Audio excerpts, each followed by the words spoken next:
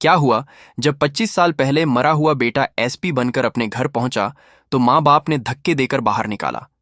उसके बाद एसपी साहब ने जो किया उसे सुनकर आप भी दंग रह जाएंगे। तो वीडियो में अंत तक बन रहे और इसे लाइक, शेयर और चैनल को सब्सक्राइब कर दें। इस घटना की शुरुआत होती है मध्य प्रदेश के एक छोटे से शहर में, जहां पर उमाशंकर शास्त्री नाम के एक बहुत ही सिद्धांतवादी व्यक्ति रहते थे। उमाशंकर की शादी सावित्री के साथ हुई थी और उनका एक बहुत ही प्यारा सा बेटा था जिसका नाम था रोहित।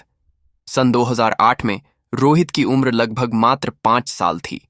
दोस्तों, उमाशंकर और सावित्री सोचते हैं कि क्यों ना हम अपने बेटे को लेकर एक धार्मिक यात्रा पर जाएं।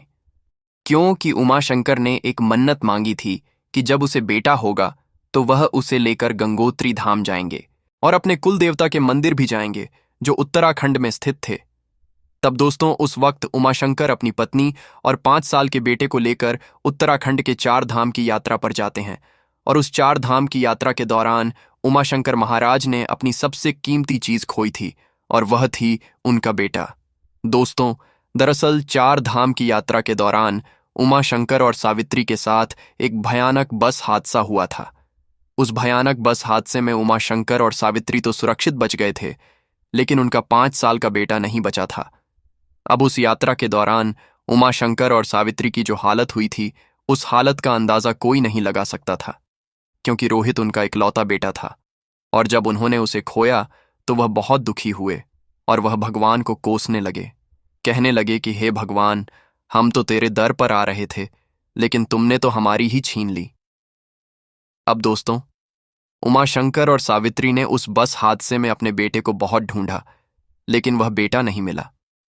कुछ लोगों का कहना था कि वह बच्चा खाई से नीचे गिर गया है, तो कुछ लोगों का कहना था कि बच्चा नदी में गिरकर बह गया है। तरह तरह की बातें। जब उमाशंकर और सावित्री ने अपने 5 साल के बेटे के बारे में सुनी तो उनका दिल दहल उठा था। अब दोस्तों, वह उनका इकलौता बेटा था। वह बेटा सावित्री को विवाह के 10 साल बाद हुआ था, क्योंकि सावित्री ने बहुत मेहनत की थी और बहुत तकलीफ भी झेली थी। उसके बाद जाकर सावित्री को एक बेटे का सुख मिला था, लेकिन वह सुख भी ज्यादा समय तक नहीं टिका। तब सावित्री का हाल रो रो कर बुरा हो चुका था। अब दोस्तों, सावित्री और उमाशंकर उस अधूरी यात्रा से अपने घर आ गए थे और उस यात्रा को वह कभी अपने जीवन में नहीं भूले थे। जब सावित्री और उमाशंकर अपने गांव लौटे तो गांव वालों ने उनसे बहुत सवाल किए कि आपका बेटा कहाँ है, क्या आपने ढूंढा नहीं, क्या आपको मिला नहीं। तब तरह तरह के सवालों से सावित्री और उमाशंकर बहुत परेशान भी हो गए थे, लेकिन भगवान की माया वही जाने। दोस्तों, समय आगे बीतता गया। अब सावित्री और उमाशंकर उनके घर में सिर्फ अकेले ही रह गए थे। बहुत समय हो गया।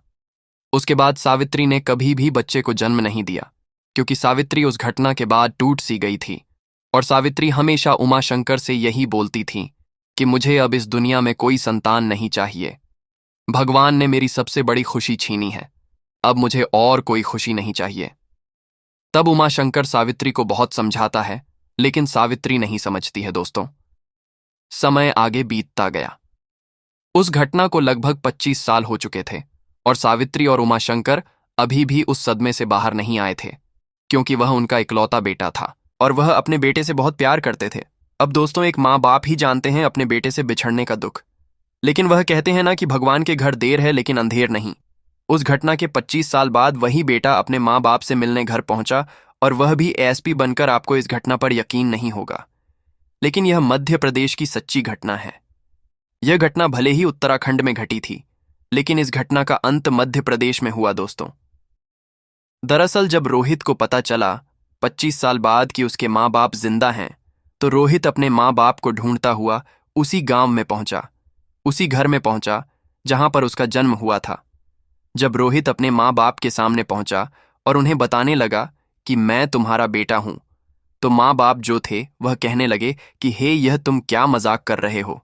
हमारा बेटा 20 साल पहले उत्तराखंड की बस दुर्घटना में मर चुका है। तुम कौन हो और तुम खुद को हमारा बेटा क्यों बता रहे हो? अब दोस्तों, दरअसल उमाशंकर को शक हुआ था कि कहीं यह कोई झूठा व्यक्ति तो नहीं है जो खुद को हमारा बेटा बता रहा है, क्योंकि उमाशंकर के पास बहुत धन दौलत थी और वह बहुत पैसे वाला था और वह सिर्फ संतान के सुख से ही वंचित था। बाकी उसके जीवन में सारा सुख था, तो उमाशंकर सोचता है कि हो सकता है कि यह मेरा झूठा बेटा होने का दावा करके मेरी संपत्ति हड़पने आया हो, या इसे मेरा धन दिखाई दे रहा हो, मेरा पैसा दिखाई दे रहा हो, क्योंकि ऐसे हर किसी पर भरोसा करना आसान नहीं था। अब दोस्तों, जब एसपी साहब ने बोला कि आप यकीन मानो, मैं आपका ही बेटा हूं, तो उमाशंकर और सावित्री ने इनकार कर दिया कि यह नहीं हो सकता। मेरा बेटा तो 25 साल पहले ही मर चुका है और अब वह यहां पर कैसे आ सकता है। अब जो सावित्री थी वह तो मां की ममता में ही लीन थी। सावित्री ने एसपी साहब के अंदर एक बात देखी थी। दरअसल दोस्तों, जो रोहित था 5 साल का, उस रोहित की गर्दन पर जन्म का एक चिन्ह था, काले कलर का, और उस व्यक्ति के गले पर भी काले कलर का चिन्ह था। जब सावित्री की नजर उस जगह पर पड़ी तो सावित्री उमाशंकर से बोलने लगी कि अरे रुको, ये लड़का शायद सही कह रहा है, ये हमारा बेटा ही है। तब उमाशंकर बोलते हैं कि सावित्री, लगता है तुम पागल हो गई हो। क्या तुम्हें लगता है कि हमारा बेटा जिंदा था?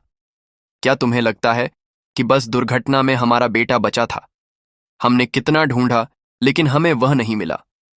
तब सावित्री उमाशंकर को बताती है कि दरअसल हमारे रोहित के गर्दन पर जो चिन्ह था, उसके जन्म का वही चिन्ह मुझे इस लड़के के गर्दन पर भी दिखाई दे रहा है।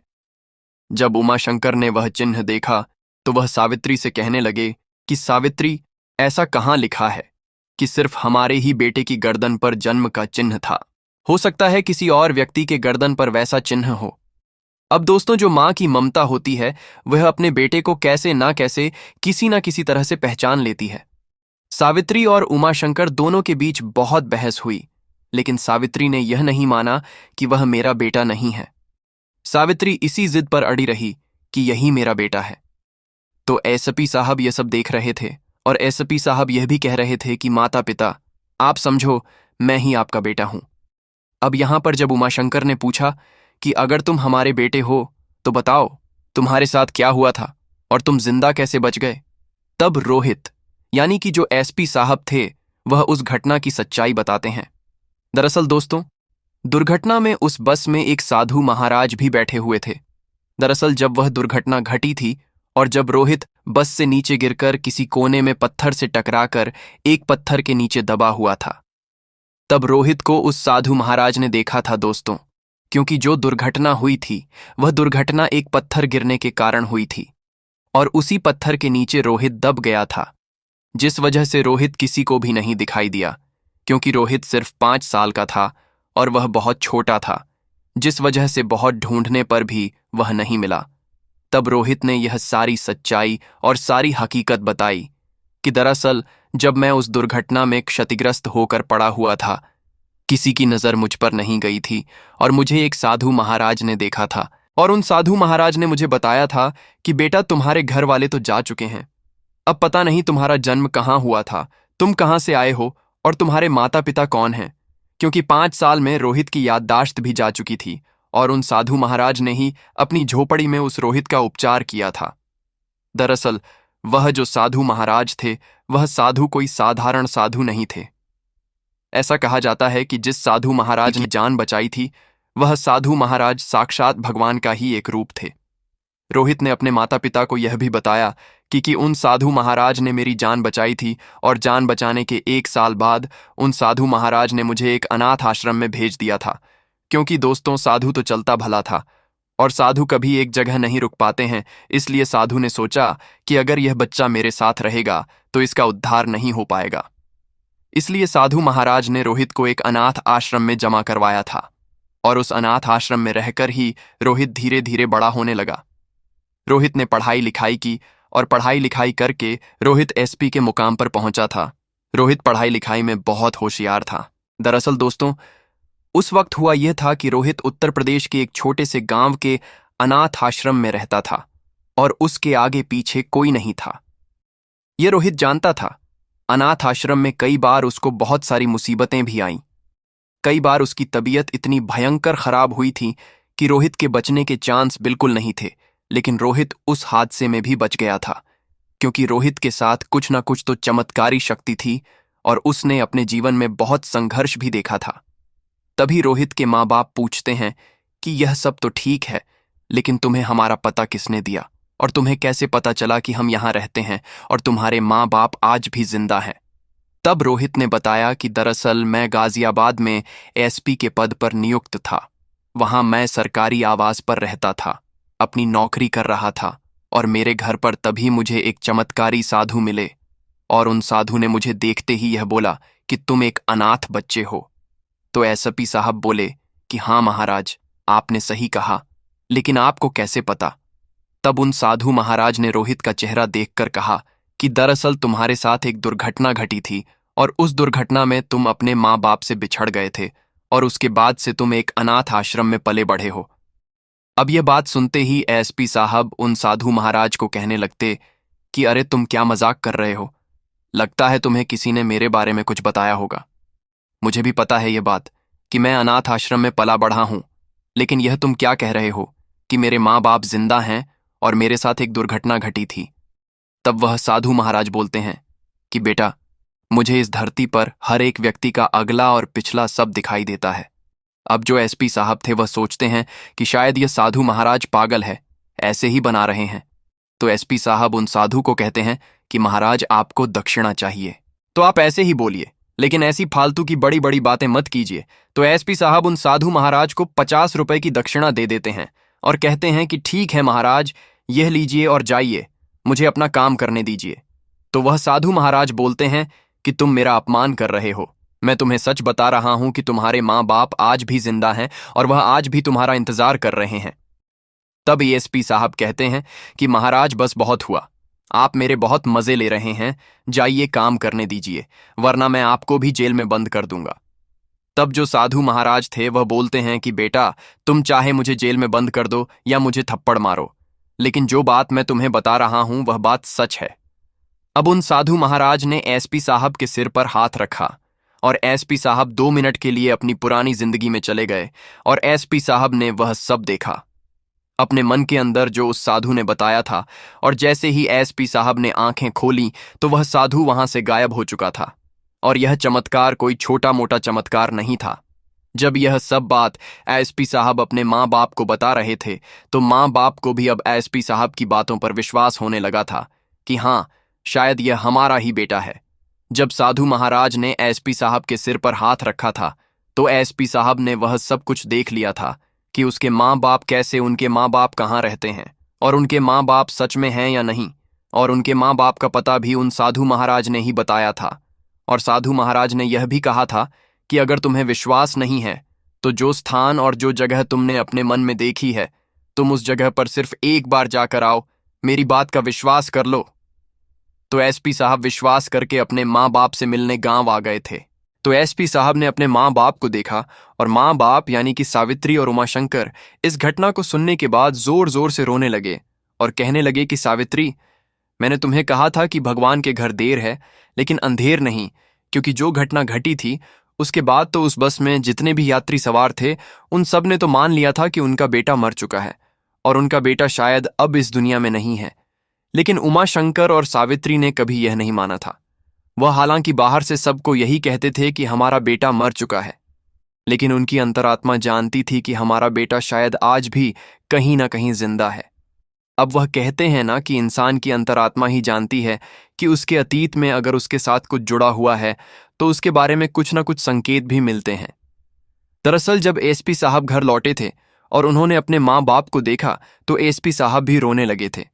और यह सब घटना सुनने के बाद सावित्री और उमाशंकर ने एसपी साहब को गले लगाया और रोने लगे और कहने लगे कि बेटा, हमें माफ कर दो, जो हमने तुम्हें पहचानने में भूल की और तुम्हें कोई झूठा व्यक्ति समझा। तब एसपी साहब कहते हैं कि कोई बात नहीं, देखिए सबको ऐसा ही लगेगा, क्योंकि 25 साल बाद कोई बेटा अपने माँ बाप से मिलने आएगा तो हर माँ बाप को शक होगा ही होगा। जब यह घटना पूरे गांव ने फैली में तो सब गांव वाले कहने लगे कि उमाशंकर और सावित्री, तुम दोनों बहुत खुशनसीब हो जो तुम्हारी जिंदगी में यह दिन आया है। साक्षात भगवान ने तुम्हें तुम्हारी खुशियां लौटाई हैं। उमाशंकर के घर में त्योहार जैसा माहौल जो गया था, रोहित के माँ बाप सावित्री और उमाशंकर उसे पाकर बेहद खुश थे। पूरे गांव में यह खबर आग की तरह फैल गई कि उनका मरा हुआ बेटा जिंदा है और एसपी बनकर वापस आया है। गांव वाले भी इस चमत्कार को देखकर हैरान थे। कुछ दिनों बाद रोहित ने अपने माता पिता को अपने साथ शहर ले जाने का फैसला किया। हालांकि उमाशंकर पहले इस पर सहमत नहीं थे, क्योंकि उन्होंने अपना पूरा जीवन उसी गांव में बिताया था। लेकिन सावित्री ने कहा कि अब वह अपने बेटे के साथ रहना चाहती हैं। आखिरकार उमाशंकर भी मान गए और तीनों शहर चले गए। शहर में अपने माता पिता के लिए एक बड़ा और सुंदर घर खरीदा, जहां वे आराम से रह सकें। सावित्री हर दिन भगवान का धन्यवाद करती कि उन्होंने इतने वर्षों बाद उनके बेटे को वापस भेज दिया। उधर अनिल ने अपने जीवन में एक नया लक्ष्य बनाया। वह उन अनाथ बच्चों की मदद करना चाहता था जो माँ बाप के बिना जीवन गुजार रहे थे। उसने एक अनाथालय को आर्थिक मदद देना शुरू किया और समय समय पर वहां जाकर बच्चों के साथ समय बिताने लगा। समय बीतता गया और उमाशंकर और सावित्री अपने बेटे के साथ खुशहाल जीवन बिताने लगे। तो प्यारे दोस्तों, ये थी हमारी आज की कहानी। आपको ही कहानी कैसी लगी कमेंट बॉक्स में जरूर बताएं। आपको यह कहानी रियल लगी या काल्पनिक, ये भी बताएं। साथ ही इस वीडियो को लाइक करें और चैनल को सब्सक्राइब कर लें। इस कहानी को सुनाने का उद्देश्य किसी का दिल दुखा, उसको ठेस पहुंचाना नहीं था। ये कहानियां आपको सिर्फ इसलिए सुनाई जाती हैं ताकि आप लोग इनसे कुछ ना कुछ सीख सकें, कुछ ना कुछ सबक हासिल करें। इस कहानी के बारे में अपनी राय कमेंट बॉक्स में जरूर दें। मिलते हैं किसी नए वीडियो में, तब तक के लिए जय हिंद जय भारत। आप सभी का बहुत बहुत धन्यवाद।